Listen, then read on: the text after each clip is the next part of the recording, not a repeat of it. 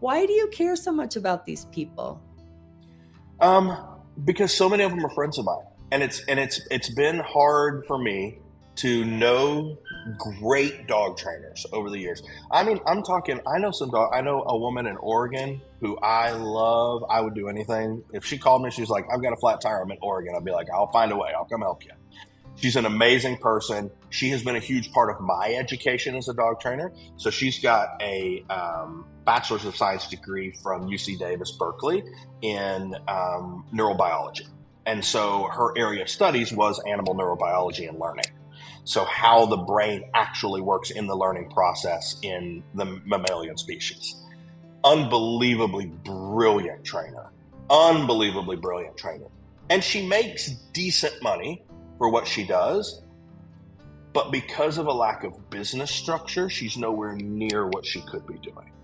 Right? Her husband works in he manufactures artificial DNA, and so he has a neurobiology degree as well. And they live up in Oregon, and he works up there. But they would love for him to be able to be home with her, and there's no reason that he shouldn't be able to be. Replacing his income for her would not be all that challenging with the right business strategy. And so that kind of stuff breaks my heart, because I've built a life where I have lunch with my son and wife every day. I have breakfast with my son and wife every day. My training facility is on my home property. I drive 200 feet down the driveway and park my truck at my training building, which is where I'm sitting right now. And I get to do jujitsu every evening with my wife and kid. And I get to be there every night when my son goes to bed. And so I get this level of time with my family that even though I do work a lot and I put a lot of energy and time and passion into my business, I've orchestrated it in a way where I can do that and still stay healthy. I can do that and still be present with my family. And so it just breaks my heart to see business owners that I know are so gifted and so talented and so good at what they do. And more people need to know who they are. And more people need to experience working with them, but they don't, because they're limited in their capacity, they're limited in their scope, because they can't think outside of the normal box of dog training. And so that's really why I want to help. It sounds like there was a time in your business where you kind of hit the wall. There's been a lot of times, yeah.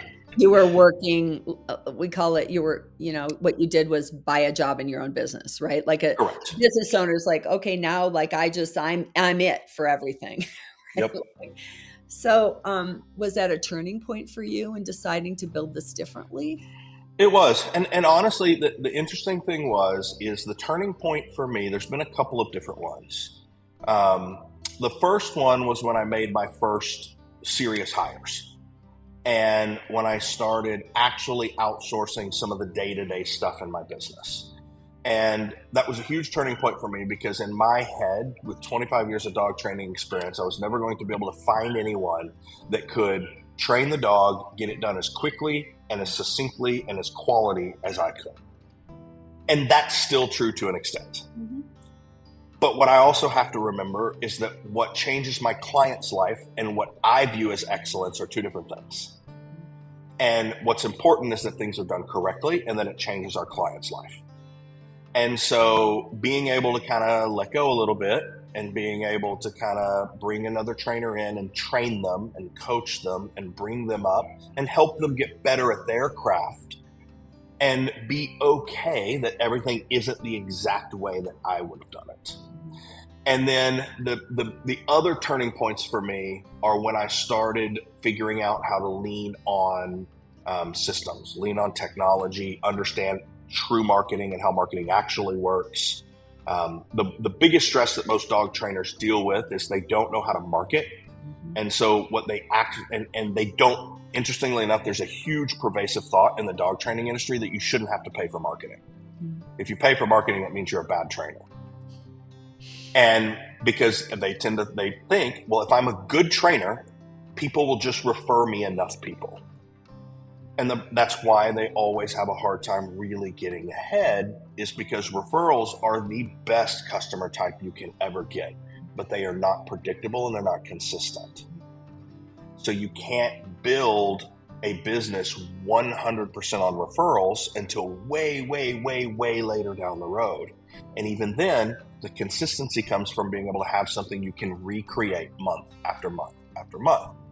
Dog training is a pretty stressful and hard business because it's a sell from zero every month business, because there's no recurring revenue stream. And so because of that, you start every month at zero. And you start every month at zero and you sell your dog training, and then you have a good month or a bad month, and then you go to the next month and it's back to zero again. And so without a consistent lead source and a consistent flow and consistent automation systems that help you nurture those leads and bring those leads into appointments with you, it's a massive amount of work and it's a massive amount of headache. And most trainers just don't know how to do it. So for me, once I started figuring out systems and automations and how to properly use a CRM, how to build out automations that make initial contact and set appointments with me so that I'm not having to talk to every single lead that comes through, just the ones that want to talk to me, and really start kind of building out those time prioritization systems. And then I have a heavy background in sales, and a lot of dog trainers don't. So understanding how to sell, how to communicate, how to meet your client's needs in a way that isn't pushy and doesn't come across rude, that's a big deal. And a lot of trainers get no training on it, and they have no understanding of it, and so they really struggle. And so that was the big turning point for me, was figuring out systems and automations and figuring out how to use technology to buy time for myself, and then also how to leverage people in a good way to help with time. And because I never want to feel like I'm taking advantage of people. And I think the biggest thing I have found in this business is that most dog trainers, when they make their first hire, they don't pay enough. I didn't in the beginning. And I had a really hard time finding quality people. And then the quality of the training in the business started to go down. That caused more problems and more work for me and more headache. So there was a bunch of turning points, figuring out how to hire appropriately, figuring out how to pay people in a way that will motivate them to stay and motivate them to do a good job. And all of that stuff is stuff that nobody teaches. Like, business owners don't get taught this stuff, especially dog trainers. And so, there's been several turning points for me. Moving online was a big turning point for me. I have a pretty severe ADHD. And so I get very sucked into individual things and get hyper-focused on individual things. And that takes me a while to bounce back to other things. Moving the online program, the Real Dog Rehab, has been something I've known I've needed to do for 2.5 years. And I just never pulled the trigger. 2.5 years ago, I bought all the camera equipment, all the lighting. I learned how to edit videos 2.5 years ago. I spent 15 hours in an editing class learning how to edit video. I did all of the things, bought an editing computer, the whole 9 yards, and then just let it sit for 2.5 years. And part of it is because my attention gets pulled, right? My attention gets pulled into the brick and mortar business and stuff like that. And then finally, because the online group's only been around for 4 months. It started in August. And so finally back in July, I was like, I've got to. It's time. And so I blacked out all my windows in my training building. I told my staff, don't come in this building for a week. And set up all my lights and set up my camera, and was like, it's time to start doing. And so did it and launched it, and it took off like crazy. And I was like, and of course in the back of my head, I'm like, well, why didn't I do this 2.5 years ago? But that was another big turning point for me, was the power of larger markets and the power of being able to go online. And since then, things have happened that I didn't even expect to happen. Launched the online community, and I've had 6 dogs come in from all over the country from a reach that I normally don't get, that have actually, because of the trust and the genuine help I provide in the group, have gone, hey, I think I want to ship my dog to you from Minnesota. Yeah. Or I think I want to bring my dog from Texas, because, in my mind, I would have never before thought that people would do that people would be willing to do that. I would have been like, there's no way. People don't want to drive 15 hours to bring their dog to a dog trainer, but they do. It's not that they want to drive 15 hours, it's they want to go somewhere with someone they feel like they can trust. And so that's been another big evolution for me in just learning about the breadth and scope of business. We do create our own limitations, our own limiting beliefs, don't we? And then it's 100%. Fun to see, why did I believe that? Who told me I had to believe that, to challenge that, and to be in a community of people that help you challenge that, So it's awesome. I love that you're going to create a community for dog trainers to be able to even help one another, be able to look at what are those limitations you're putting on yourself that really they don't have to be there. I find when I'm working with business owners, that's what I deal with all the time. And it's funny because people say, well, do you do business coaching? Do you do life coaching? I'm like, you have one life. Yes. Your life, your personal life is going down the drain. It is affecting your business. And if your business is not doing well, it is affecting so it's all, it's doing the internal work as well to say, what is stopping you? What is really limiting you? Is it education or experience? Most of the time it's not. It's mostly mindset of what you think you can accomplish, fear of failure, all of that. What did you do before you got into this business? What were some of the things like your education and other jobs that you had? So that's a super loaded question. So my wife used to be a dental hygienist. This is another whole podcast, right? Yeah. So my wife used to be a dental hygienist. And so when people would ask her in her office what her husband did for a living, she's like, it would be easier for me to tell you what he hasn't done for a living. And so a lot of different things. I started off my career in sales. So I started in direct-to-consumer, one-on-one, in-person sales. Started in the fitness industry when I was 17 years old. That was my first job. Did wonderful with it. It was a very different sales game back then. It was very hardcore. And so it was a very different level of pushing people for decisions and not at all the way that I approach business today. So started in sales, did well with it, worked in sales for a long time, worked in sales from probably 17 years old until around 20 years old. 24 years old. And then I moved to Tennessee when I was 25. And that's when I started into the dog training side. And for the first years, even after I got into the dog training business, I worked sales gigs outside because I couldn't afford to do it full time. So I did all different. So I did recruitment. I've worked on car lots before and sold cars. I've worked in construction type sales, roofing, in-ground swimming pools, things like that. And then of course in the fitness industry. And then my wife graduated dental hygiene school, and our goal was I would continue to work sales and do the 60 hours and bell to bell and the whole 9 yards for sales while she got through hygiene school. And then once she finished hygiene school, I would get to pursue some of my passions. And so that's what we did. She got through hygiene school. She got a job. This was in probably 2009, I think. And so I was like, okay, 2011. And so that's when I decided to go intern with that law enforcement trainer. Because I was like, okay, now I have a little bit of time. Katie's making a living. I can now start trying to pursue bettering myself and bettering my career. From an education standpoint, I was homeschooled. So I was homeschooled from kindergarten all the way through the graduation of high school. I graduated high school at 16 and tested well going to colleges. And so I tested well on the ACT, got a full ride academic scholarship, went to school, was not prepared at 16 years old to move away to college. Because it was the first time in my life I had ever not had somebody tell me what time I had to get up in the morning. And so the 8 a.m. classes went by the wayside, and I lost my scholarship the first semester because I just wasn't applying myself. And so came back and went to state school for a couple of years, finished 2 years of college, and then just decided college wasn't for me. And that's when I got into sales. My grandfather did have a degree. My grandfather had been in sales his whole career, and he was like, listen, if there's a single skill that you can learn in life that will pay bills forever, it's sales. And I was like, okay, well, I like people and I like talking, so why not? So I got into sales, thankfully for him, for that push, and got into sales, and that was my career. And then moved to Tennessee. And then as Katie finished hygiene school, I did all kinds of stuff. So I've always been big in the Second Amendment community. I used to be a firearms instructor for the NRA and for the state of Tennessee. I made custom concealment holsters for a while. I had a holster company. And so the entrepreneurial bug had already always been there. I, in 2014, opened a CrossFit gym and owned and ran a CrossFit gym from 2014 to 2020. In 2018, while owning and running the CrossFit gym, I had a working canine kennel producing police dogs. In the same building on the top floor, I had a gun shop and pawn shop.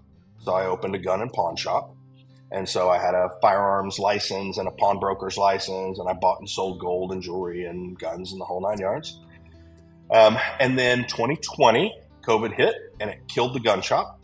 because the supply chain dried up. I couldn't get anything anymore because I wasn't a multi-million-dollar buyer like a Shields or an Academy Sporting Goods or anything like that.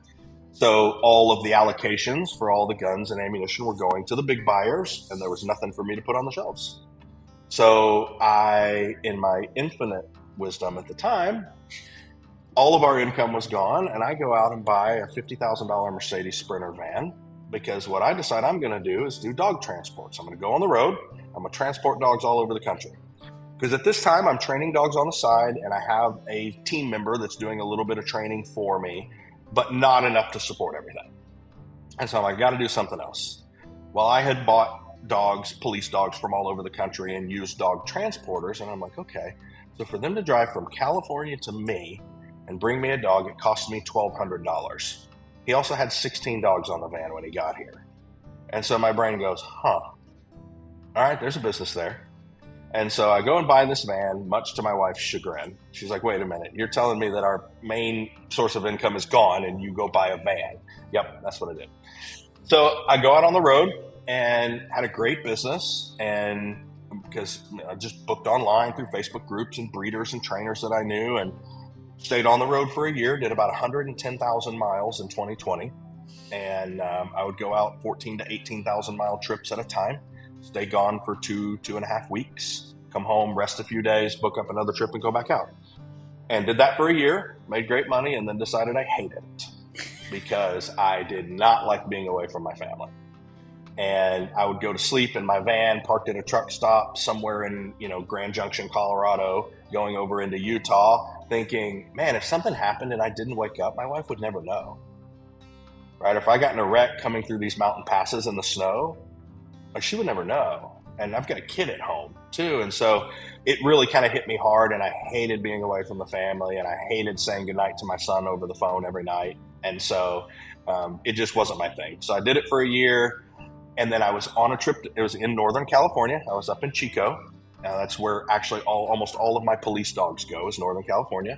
Got some great friends out there that train a lot of police departments out there. And I was staying the night at their house on a trip. I had taken them some police dogs.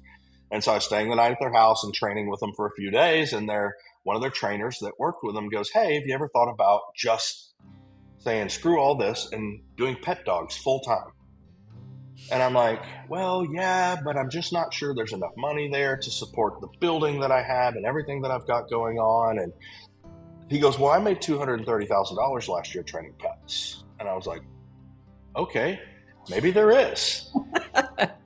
And I said, so what did you do? How did you do that? And that's how the whole thing started. And so I was like, okay, I think this is a thing. And so I came back here and I started contracting for a national company just as a trainer in this region, and realized really quickly that wasn't my thing either, because the way that they treated their customers and the way that they built their program, they didn't have a great reputation, and I didn't want to be associated with it. And so eventually I worked with them from 2021 till late 2022. Made some decent money, and then was like, I can do this way better. With my marketing knowledge and sales background, I think I can do this way better. And so that's what I did. I launched out on my own, and then we've built everything that we've got here since late 22, early 23.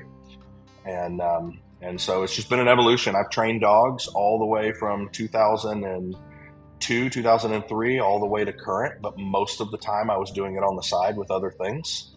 I did it full time for a few little pockets of time in there, but most of the time it was, get off of work and then go be in a client's house from 4 p.m. till 8 p.m. that night, and just do that over and over and over to build the skill set. And then finally 2023, I was like, I'm done. I'm going to do this for real.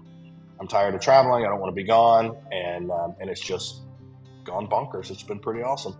I'm glad you told the story, because, it takes 25 years to be an overnight success, right? 100%. Yeah.